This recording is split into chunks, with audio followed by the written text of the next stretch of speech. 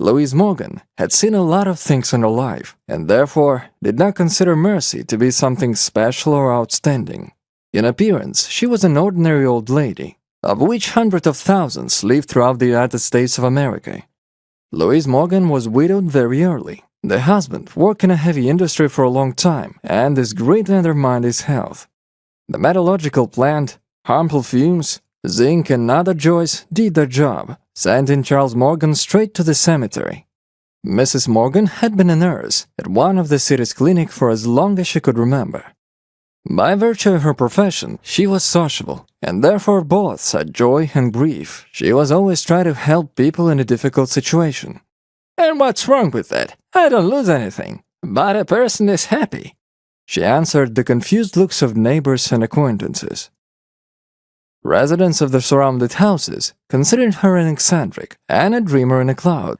But Mrs. Morgan only smiled mischievously and just as scrupulously continued to spend part of the money on good needs.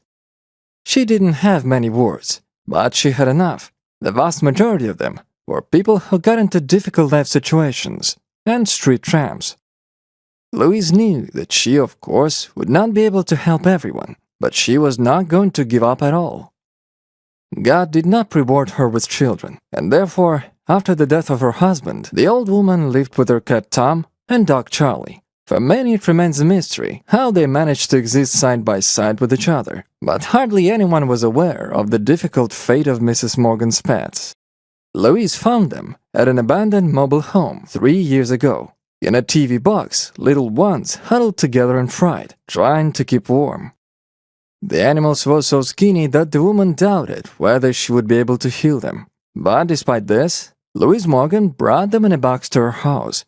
She poured warm milk and cooked milk broth. The kitten and a puppy, united by a common misfortune, were now eating from the same bowl. So it's not true that a cat and a dog can't get along. The story of Tom and Charlie is a vivid confirmation of this. About 2 years ago, Mrs. Morgan, with the help of a local janitor, cleared an abandoned old post office building, located 5 minutes' walk from her own home. Together they washed the floor to a mirror shine and laid her carpet there. Electricity was installed and the doors were insulated. There was even its own heating and electric stove for cooking. Now it has become a shelter for homeless vagrants who are considered wards of an elderly nurse. And today, once again going to the poor people, Louise carried food and small gifts for them. "Well, hello, my dears. How are you doing here? I bet you miss me," Mrs. Morgan said affectionately, barely crossing the threshold. The answer was a friendly chorus of several voices of the vagrants who lived in the building. Wanting to achieve the desired result, the woman established an ideal order in the shelter. Homeless people did not drink and did not commit outrages in it. Moreover, they cooked their own food and looked after the sick. Tramps, accustomed to seeing only human malice and hatred, could not hold back tears at the sight of her kindness. That's how they lived, in peace and harmony. Of course, there were troubles, but by joint efforts they were overcome. Once again, police officers wanted to close the shelter of an old nurse, but when Mrs. Morgan collected signatures in defense of her establishment, they backed down, recognizing her rightness. But one day, an event happened that turned the life of the shelter upside down. And it all started with the fact that an old tramp named Frank, returning from the store, saw a young guy sitting on a bench.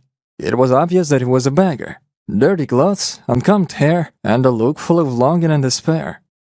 "Boy, what are you doing? Are you okay? Come on, I'll help you. Don't be afraid." Frank said and took the guy by the hand. To the huge surprise of the tramp, he obeyed, and without a murmur followed him. At the shelter, the guy was fed and given warm, clean clothes. The most interesting thing was that Louise Morgan, no matter how much he struggled, could not find out either the name or the surname or any information about the guy at all. He didn't remember anything from his past, and not knowing what to answer, he just threw up his hands in confusion. "Stay with me for now, son. I can see you're a good guy. In the meantime, I'll try to find information about your past life," the woman said, not taking her loving old eyes off him. So, the guy stayed in the shelter. He was strong and helped around the house in every way. In everyday life, men's hands are always in price. Meanwhile, Louise Morgan took the picture of the guy to her successor of nursing Rachel. She always hid data on her wards with her, sometimes showing them to friends. You'll never know, maybe relatives will be found. Rachel was a cute, petite girl with big brown hair and intelligent gray, slightly blue eyes. In her life, she has already had to take a sip of grief. A few years ago, she was madly in love with the local womanizer Jacob Lopez. He, of course, did not share the feelings of the girl, and frankly speaking, he simply took advantage of her good attitude towards himself. And when Rachel got pregnant, he left her, driving off with a rich mistress to the Miami coast. The shock turned out to be so strong that heartbroken Rachel could not bear the child. The miscarriage, as a mute condemnation of her life, broke her faith forever, depriving her of peace of mind. Louise helped her as much as she could, and when she left her job as a nurse, she put her in her place. "Take a look. Do you know this guy?" the woman asked, holding out the photograph of young Tramp. "No, I don't. Who is it?" Carefully looking into the face, the girl asked. "I sheltered one Tramp. He doesn't remember anything, and he has a scar in the back of his head. Could you find out from friends? Maybe someone is looking for him?" the old lady asked. The girl readily promised to help. For some reason, she immediately liked this gray-eyed stranger. There was something special about him. The eyes looked without fear, shining with intelligence and insight. Looking at his profile for hours, the young nurse somehow even got attached to him or something. There was still no information about the tramp, although they looking for information all over the world.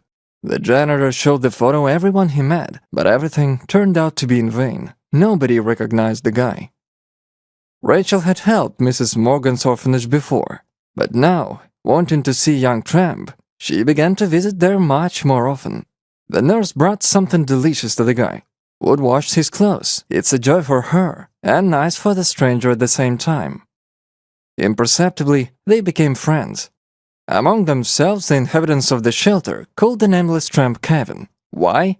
They didn't know themselves. He's just Kevin. The guy, in turn, always tried to help Rachel. Young people did not know yet that the locals had already dubbed them a couple, and they, not paying attention to anyone, continued to meet and help Mrs. Morgan. Of course, it's too early to talk about love, but the fact that a spark of mutual attraction slid between them was visible even with the naked eye. One day, there was a knock on the door of Louise Morgan's house. When she opened it, she was surprised to see an elderly couple on the threshold. "Hello, and we're here for you, for our son," the man said in a velvety voice. "What son?" the old woman asked, going over in memory those who at least theoretically could be their son. "We came for David Miller. He's our own son," the woman replied and handed Louise a stack of family photos. Squinting blindly, Mrs. Morgan brought one of the photos to her face and immediately noticed Kevin smiling on it. In the kitchen, over a cup of hot tea, Sarah Miller told the hostess that their son had disappeared a year ago. David then went on vacation to one of the resorts in Miami and disappeared. He was not at the place of arrival, nor in his hometown. His parents were businessmen, well known in the financial circles of their city. They lived in Chicago, and only thanks to the information posted by Rachel on several search sites, they learned that their son was alive. Unsuspecting, Kevin was peacefully chopping wood in a yard when a tearful man and woman approached him. "Son, finally we found you," the woman said and hugged him. The guy looked at them in shock, but the man nodded him, saying that everything is fine. They talked a lot, not for 1 hour, and not for 1 day. Memory returned, of course, but very slowly. Looking through family photos and video archives, he was able to remember everything until he lost his memory. What happened next was a solid black spot in a guy's mind. Neurosurgeons said that this is a protective reaction to inherent. Fate pitied David, and he never found out that a couple of hardened criminals noticed him on a train going south. In a vestibule at night, they beat him and threw him off the train, taking his documents and valuables. David was discovered by tramps, who gave him first aid.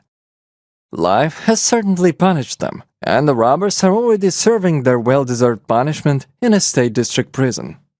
David's life has improved, and now he lived with Rachel. Rumor has it that the girl is pregnant, and the happy couple is looking forward for twins.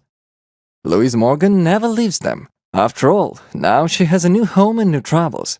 In gratitude to Louise, who is not indifferent to someone else's grief, the parents of the saved guy built her shelter for the homeless, in which the old lady became the manager. Every month, oil producers, tenants, and landowners hold a fundraiser to help everyone who is in a difficult life situation.